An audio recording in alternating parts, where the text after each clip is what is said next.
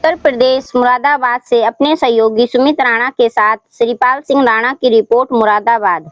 प्रभारी मंत्री अनिल कुमार ने जीएसटी की गिनाई उपलब्धियां और गद्दावर नेता आजम खां की रिहाई को लेकर बड़ा बयान दिया।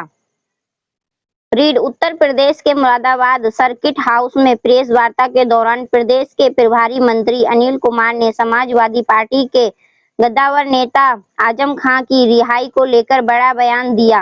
उन्होंने कहा कि यह अब आजम खां ही बताएंगे कि वह समाजवादी पार्टी में रहेंगे, बहुजन समाज पार्टी में जाएंगे, किसी और दल का दामन थामेंगे या फिर घर पर ही रहना पसंद करेंगे। प्रभारी मंत्री ने कहा कि आजम खां की रिहाई से आगामी चुनावों पर कोई असर पड़ने वाला नहीं है। वह 2017 के चुनाव के दौरान भी जेल से बाहर थे। ऐसे में रिहाई के बाद कोई खास फर्क नहीं पड़ने वाला। उन्होंने साफ किया सोशल मीडिया पर आजम खां के भाजपा में शामिल होने की चर्चाओं पर भी मंत्री ने टिप्पणी की और कहा, ये तो वही खुद तय करेंगे उन्हें किस पार्टी में रहना है या बिल्कुल भी राजनीति में सक्रिय रहना है या नहीं। जीएसटी और आर्थिक मुद्दों पर भी बोले अनिल कुमार ने प्रेस वार्ता में केंद्र सरकार की उपलब्धियां गिनाते हुए कहा कि दिवाली से पहले जनता को जीएसटी स्लैब में बड़े बदलाव का तोहफा दिया गया है। अब सिर्फ 5% और 18% स्लैब ही रह गए हैं, जिससे जनता को राहत मिलेगी, बाजारों में रौनक बढ़ेगी और कारोबार में आसानी होगी। उन्होंने कांग्रेस पर हमला बोलते हुए कहा कि उनकी सरकार के दौरान 1,75,000 करोड़ रुपए का घोटाला हुआ था, जबकि मोदी सरकार में इतने सालों में कोई बड़ा घोटाला सामने नहीं आया। मंत्री ने कहा कि देश की सीमाओं की सुरक्षा को लेकर विकास कार्यों तक हर जगह जनता का पैसा पारदर्शी तरीके से खर्च किया जा रहा है। साथ ही जीएसटी छापेमारी को लेकर पूछे गए सवाल पर उन्होंने कहा, जब भी कोई नया कानून आता है उसमें कुछ खामियां रहती हैं जिनका फायदा उठाने की कोशिश होती है। सरकार ने इस पर ठोस कार्रवाई की है और आगे भी करेगी। कुल मिलाकर प्रभारी मंत्री ने आजम खां की रिहाई को चुनावी समीकरणों पर बेअसर बताते हुए केंद्र सरकार की उपलब्धियों का बखान किया। वाइट अनिल कुमार, प्रभारी मंत्री, कैबिनेट मंत्री, उत्तर प्रदेश सरकार। एसबीयू है या है, इन पर 40% का कर लगाया गया है। इससे आम लोगों पर बोझ निश्चित रूप से घटेगा। आर्थिक प्रभाव ये रहेंगे कि मजबूत राजस्व वृद्धि होगी। दरें कम होने के बावजूद निश्चित रूप से बड़े राजस्व में बड़ी वृद्धि भी हमारे सामने आएगी।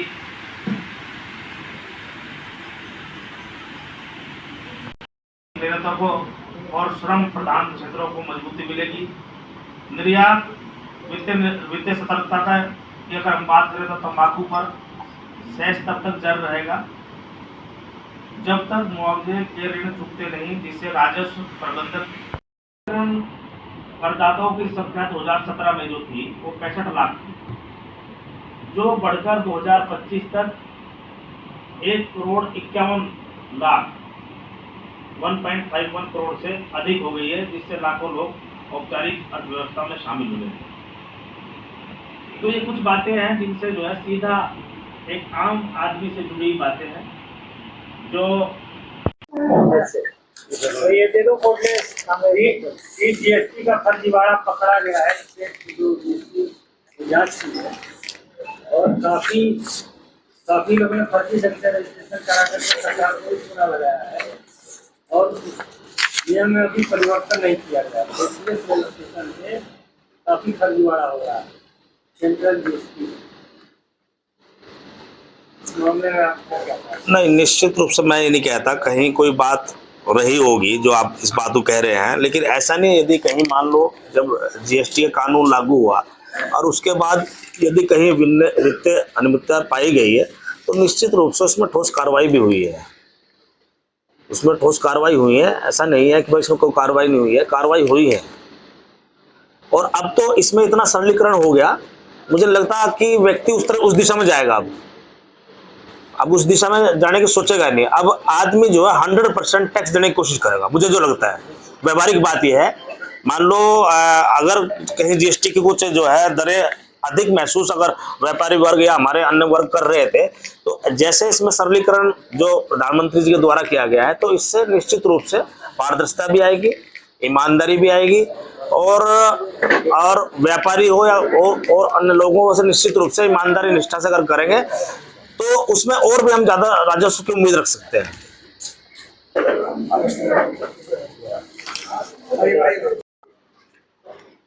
देश के सारे राज्यों के वित्त मंत्रियों का प्रतिनिधित्व होता है और ये जो रिफॉर्म किया गया है वो सर्वसम्मत किया गया है, सबकी राय से किया गया है।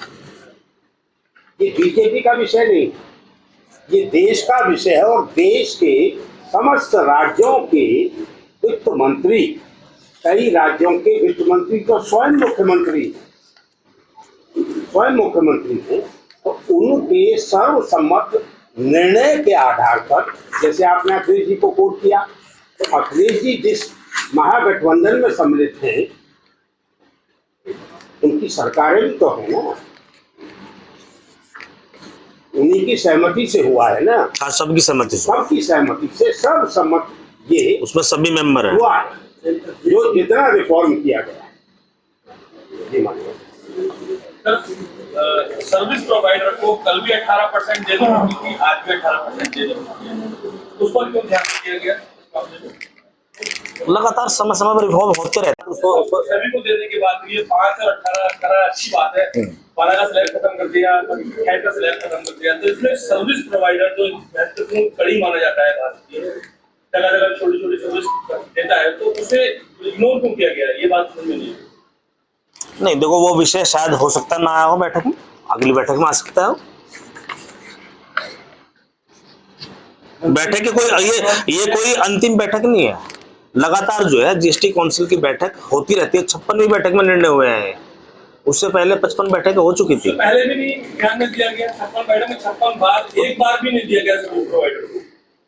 56 बार बैठक हुई है, तो कम से कम 56 बार में ध्यान तो दिया जाना चाहिए था कि सर्विस प्रोवाइडर हमारे देश में इतने ज्यादा है, वो लगातार इसकी संख्या 20 लाख से ऊपर है सर। इस पे भी ध्यान दिया जाएगा। हाँ, पूछ लो।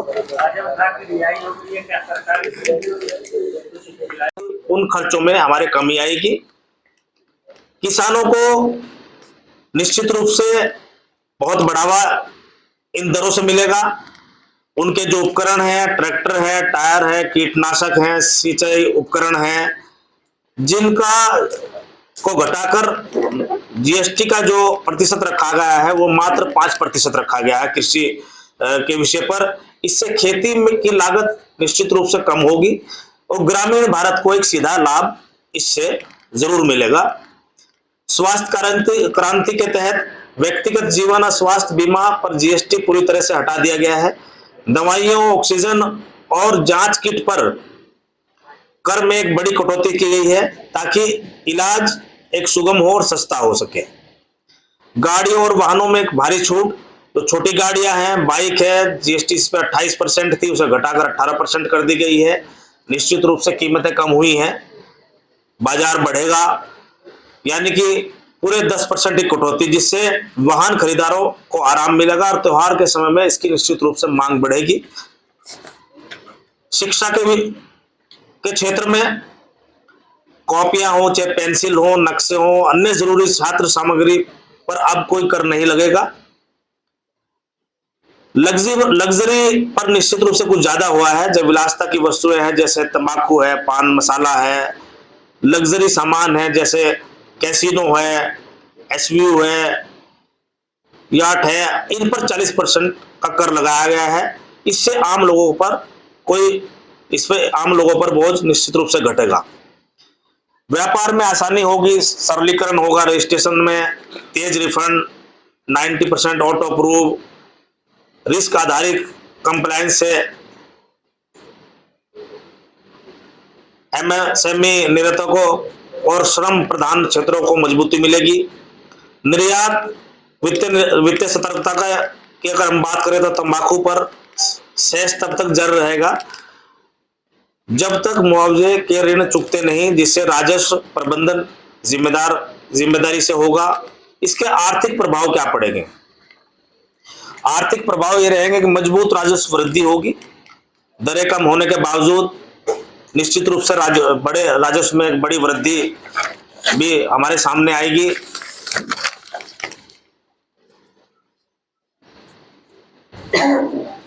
और कर का आधार का जो विस्तार हुआ है, पंजीकरण करदाताओं की संख्या 2017 में जो थी वो 65 लाख थी, जो बढ़कर 2025 तक 1,51,00,000 1.51 करोड़ से अधिक हो गई है, जिससे लाखों लोग औपचारिक अर्थव्यवस्था में शामिल हुए हैं।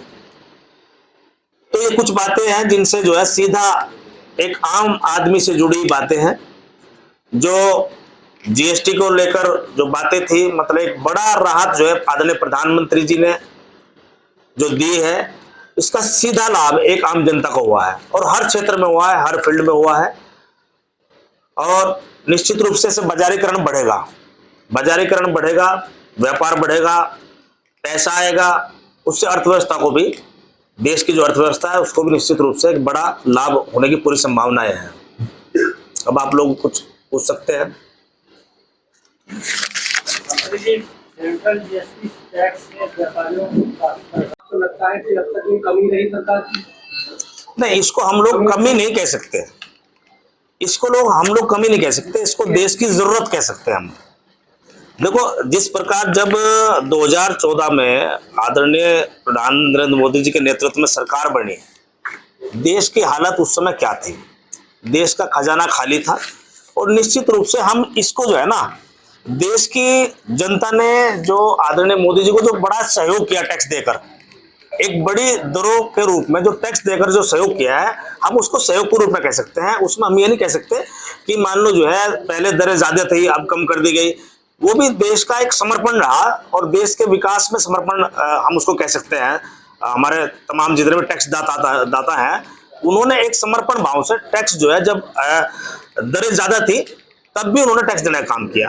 आज उसी वर्ग को राहत देने का भी काम जो है सरकार ने किया है। लेकिन इस समर्पण को जीएसटी के दायरे में रखकर वसूला गया था जनता से। तो अब जो वर्तमान की परिस्थिति है, अखिलेश यादव भी इसको सवाल खड़े कर रहे हैं। वो ये कह रहे हैं कि अब तक जो पैसा लिया गया जनता से, उस पैसे को जनता तक वापस पहुंचाने के लिए सरकार क्या कदम उठाएगी? देखो, एक बात आप देख सकते हो, आप लोग तो पत्रकार हैं, 14 के बाद से अब तक अगर देख लें तो पूरे देश में कितना बड़ा काम इंफ्रास्ट्रक्चर पे हुआ है। चाहे उत्तर प्रदेश देख लो आप, कितने एक्सप्रेसवेज, कितने हाईवेज बने हैं, वो सब इसी पैसे पे बने हैं, इसी जनता के पैसे से ही सब चीज बनी है। इतना बड़ा इंफ्रास्ट्रक्चर हो गया, हर जनपद में मेडिकल कॉलेज दिया जा रहा है। और आज चारों तरफ, मुरादाबाद चारों तरफ देख लो, किसी भी जनपद की तरफ चारों तरफ हाईवेज और एक्सप्रेसवेज है।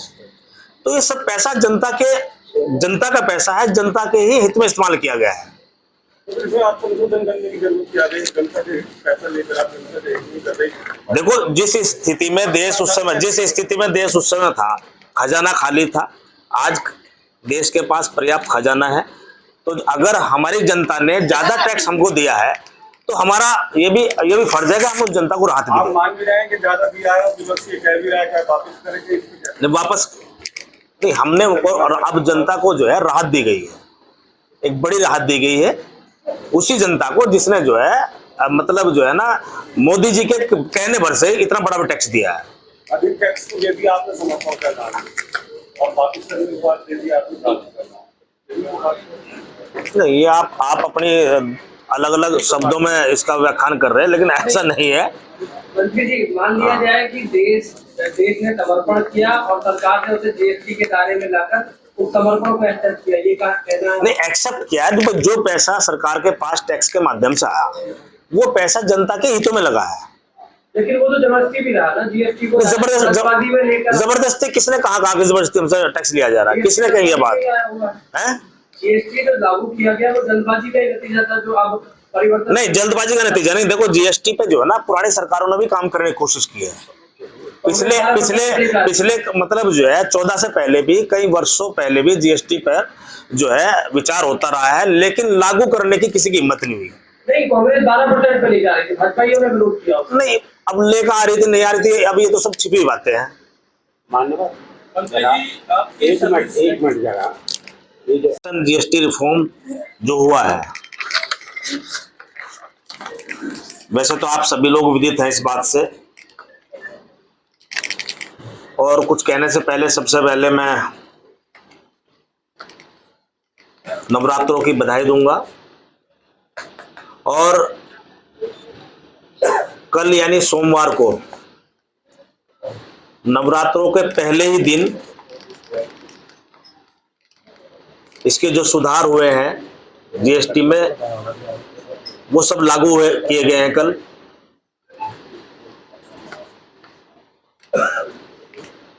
जो 2017 में जब जीएसटी लागू हुई, एक देश एक कर का कानून, उसमें 4 स्लैब थे, 5%, 12%, 18% और 28%। लेकिन जो 3 सितंबर 2025 को 56वीं जीएसटी काउंसिल की बैठक हुई, अब 2 बड़े स्लैब खत्म करके मात्र 5% और 18% का स्लैब ही अब रखा गया है। इसके तहत जो संरचना लागू की गई है,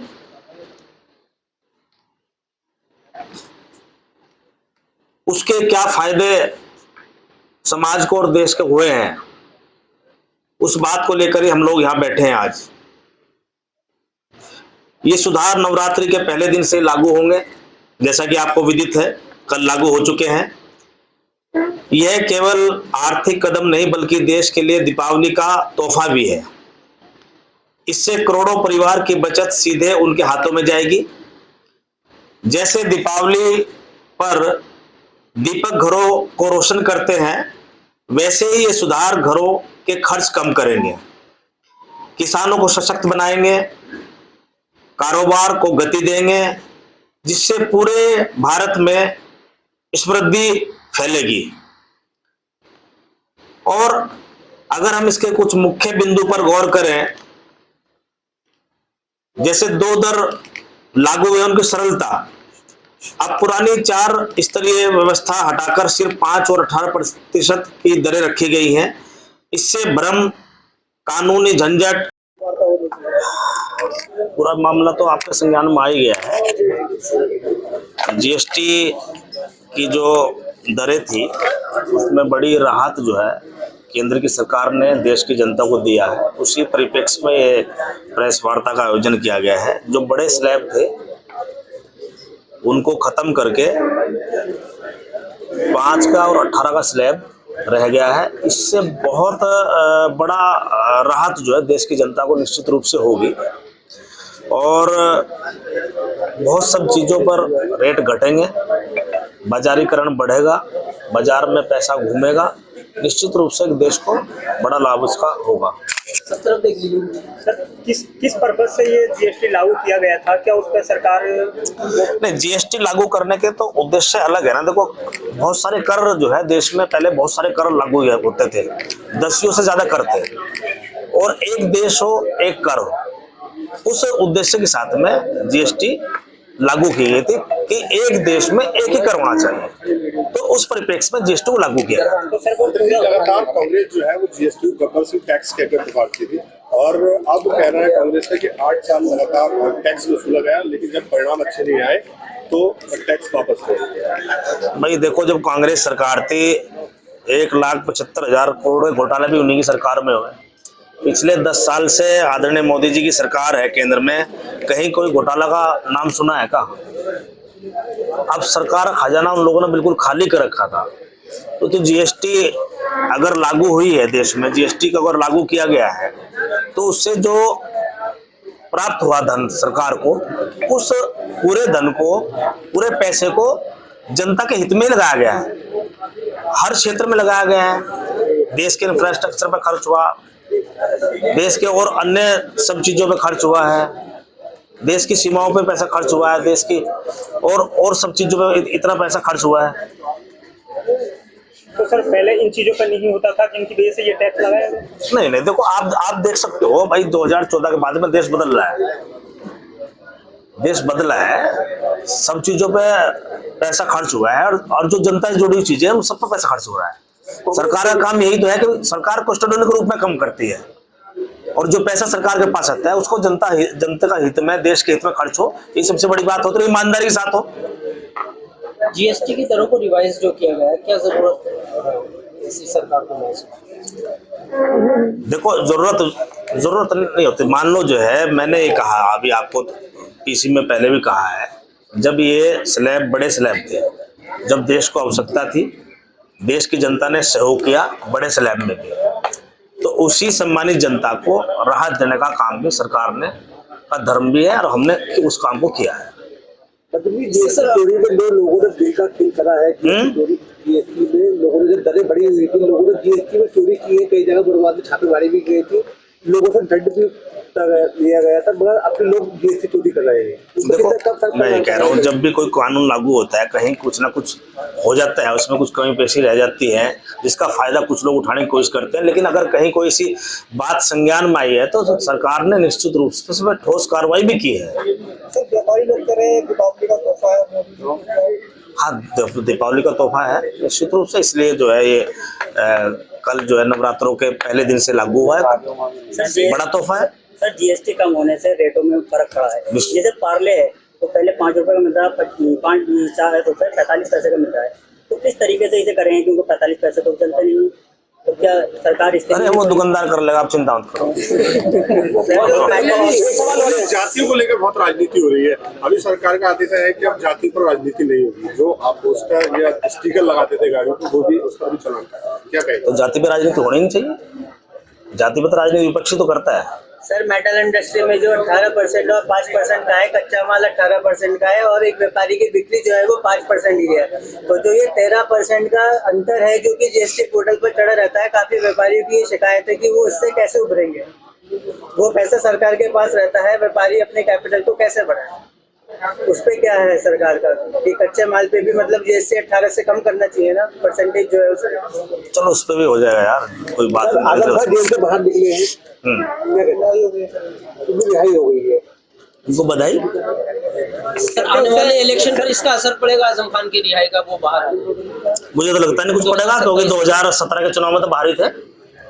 आने वाले चुनाव नहीं, 17 के चुनाव में तो बाहर ही थे ना उस समय, तब तो कोई फर्क नहीं पड़ा, तो अभी कोई फर्क नहीं पड़ा। जेल से रिहाई हुई है, इसके बाद की बात, तो जेल में रिहाई होने के बाद में कुछ फर्क पड़ जाता है का? मुझे लगता है कुछ फर्क पड़ेगा। में शामिल होने की अटकलें चल रही है, सोशल मीडिया पे काफी अटकलें वायरल हो रही है, क्या कहना? अब इस विषय में तो देखो, आजम खान से बेहतर तो कोई बता नहीं सकता। आजम खान साहब बता सकते हैं वो कहाँ जाएंगे, वो सपा में रहेंगे, कहाँ जाएंगे या अपने घर रहेंगे। आम आदमी पार्टी के सांसद संजय सिंह, उन्होंने कहा कि 8 सालों में सरकार ने जनता से 127 लाख करोड़ रुपए बचाए। क्या कहेंगे? क्या कहें उसमें? जो पैसा वसूलाने, वैसा वसूलना नहीं कह सकते हम। जनता ने टैक्स दिया है, सरकार ने टैक्स दिया है, और उस टैक्स को सरकार ने जनता के हित में इस्तेमाल किया है, वसूलना नहीं कह सकते मुझे। अभी आपने कहा था कि ये जो जीएसटी की दरें कम की गई हैं, तो इसमें जो है जनता पूरी तरह से सभी लोग इसमें टैक्स जमा करेंगे, तो क्या पहले नहीं करते थे? नहीं कर रहे थे, पहले भी पूरा कर रहे थे टैक्स। लेकिन मुझे देखो, मान लो आपने एक बात कही कि कहीं कोई चोरी हो रही थी पहले, जब तो उसमें जब आदमी को टैक्स कम हो जाता है तो फिर वो थोड़ा सा जो है ना दूसरे व्यावहारिक रूप से काम करता है। जो दुकानदारों पर पुराना स्टॉक है तो वो किस रेट पे बेचेंगे, आम जनता को कैसे फायदा होगा? वो कर लेंगे दुकानदार, आप चिंता ना करो, सब कर लेंगे, वो कर लेंगे दुकानदार, आप चिंता ना करो, सब कर लेंगे,